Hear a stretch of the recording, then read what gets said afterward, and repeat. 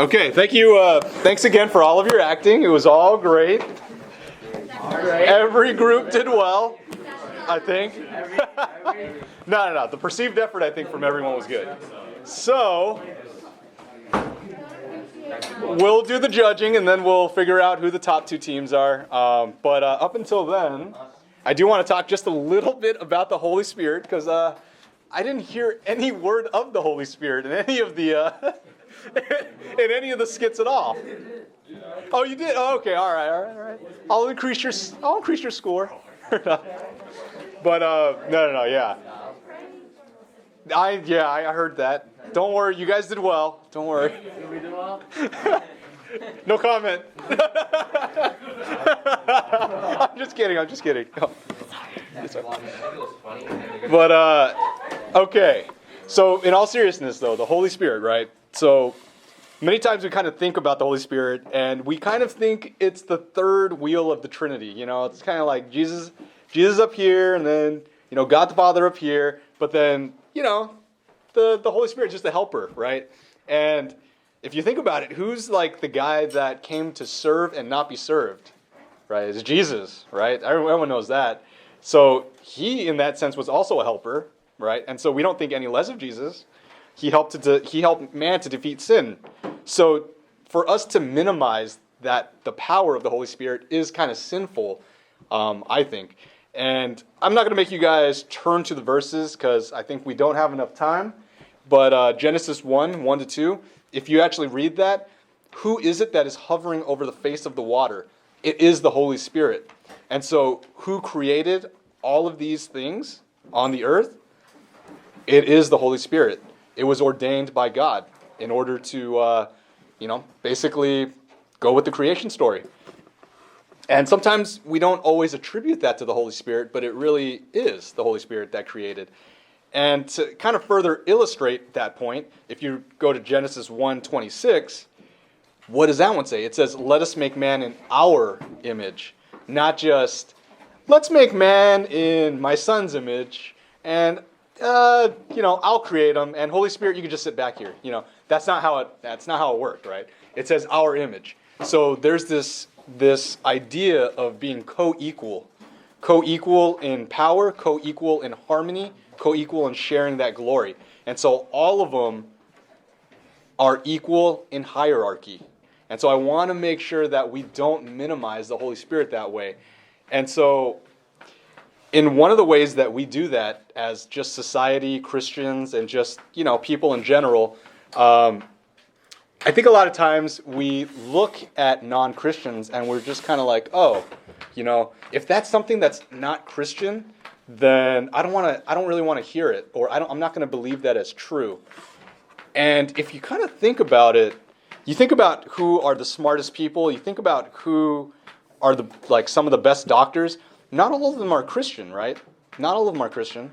Let's be real, right? There's some really good, really intellectual people that do not believe that, God exists. Or they do believe that God exists, but they may not act like it, right? And so, even though they don't believe, that's not to say that common grace is not true, right? And so we live in this life where mental illness is kind of a big deal these days.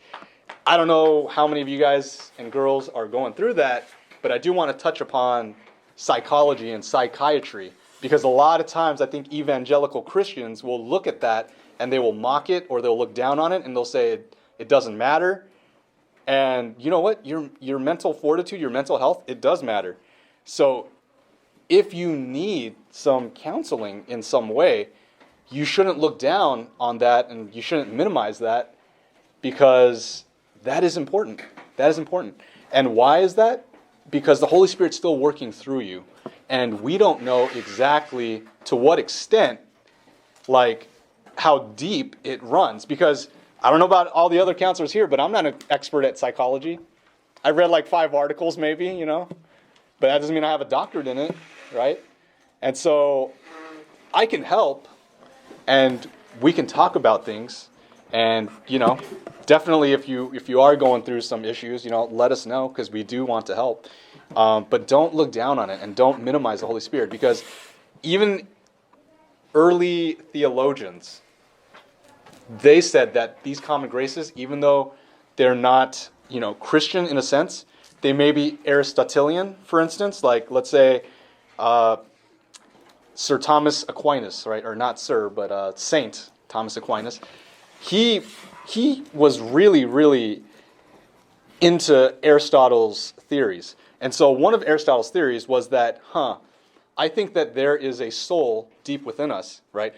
Our body is an agent, and basically, and I explained this to the guys on Friday, our body is just housing that particular soul.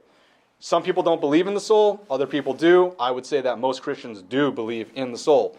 And so whether or not you believe in that, it's still a very good image to know, because that means that there is something that is immortal inside of you, and that is kind of controlling your conscience or your inner being. And when you think about the metaphysical, it's important, right? Because this is something that's eternal in a sense. And even though Aristotle's not a Christian, Aquinas was like, oh, I like this idea. Ooh, I'm going to take that, I'm going to take that. I'm going to explain that in Christian terms because, well, we serve the one true God, And so Aristotle's ideas, I like them. And just because he's not Christian doesn't mean it's not true. Same thing for the Jews. What did they call God in those early times in the Old Testament? They called him Lord of Lords, King of Kings. Where did they get that from? Do you think they came up with that on their own accord? Those titles? Josiah, where do you think they got that from? The Sumerian, the other people. So like the Assyrians, the Babylonians, all of those people in the Middle East, those kingdoms from way before, they took those titles. You know why? Because they said, oh, that's a cool title, but you don't serve the real God.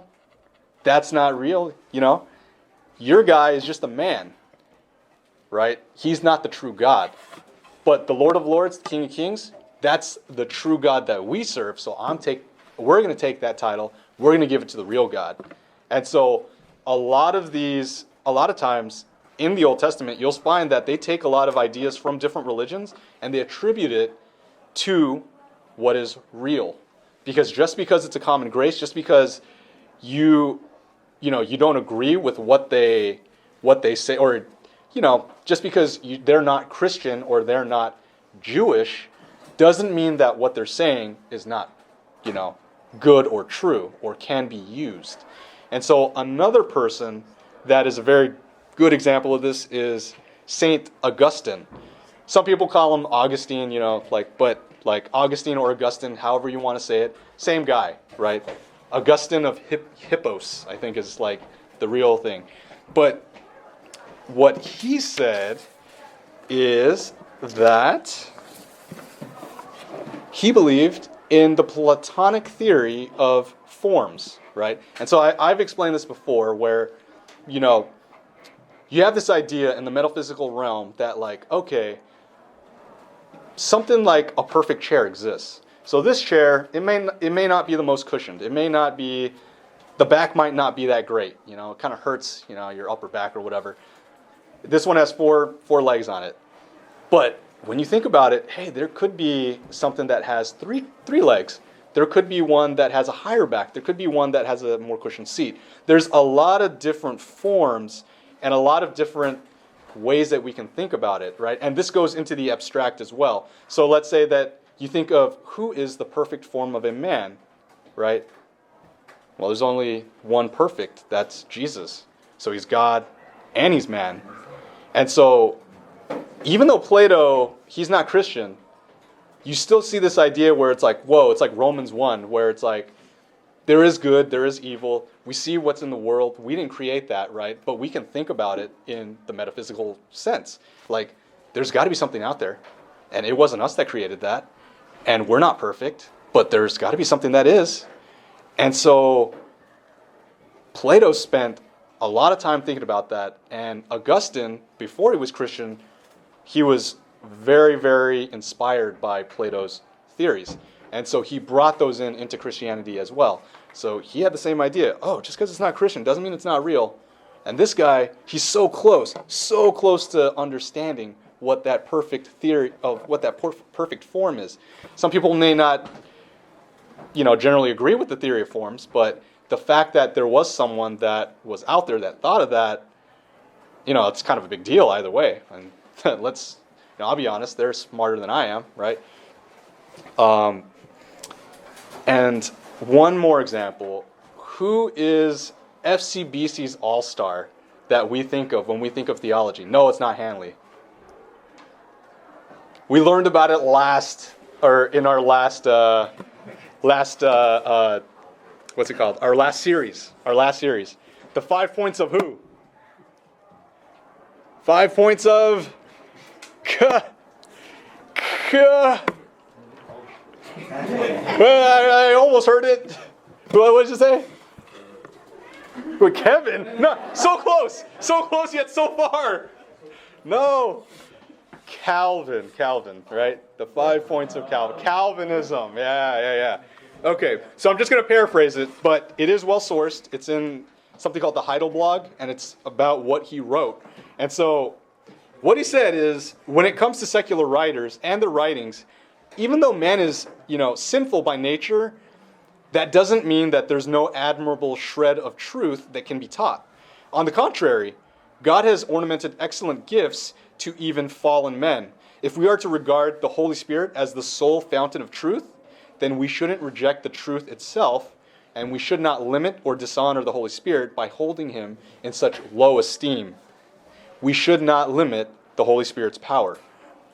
And so, just because someone is going through, issues, they sin time and time again, that's no reason to be like, oh, the Holy Spirit's not working through them at all. Like, that's not for you to judge, right?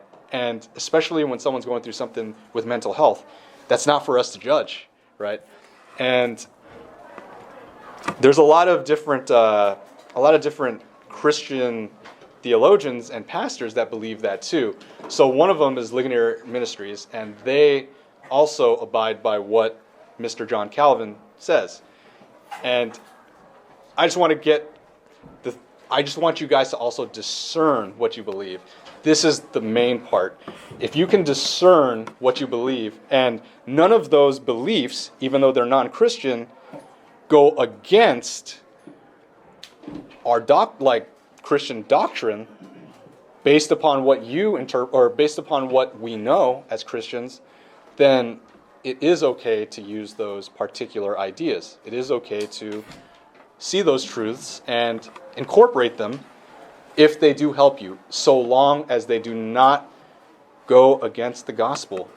And so I just want you guys to really think about that, because we don't want you to become Pelagians, right? And Pelagius is a guy who thought that, man is not inherently evil, or man is inherently good, is what he said, which is exactly the opposite of what John Calvin said, right? So in other words, total depravity, he basically says total depravity doesn't exist. We're good as humans. And so back in those days, it's a heresy. Even now, I'd say it's a heresy. So don't go to the Pelagian psychologist. Go to the Calvinist psychologist. Or Arminian psychologist, Arminian's not bad either, You can be Arminian and still be saved.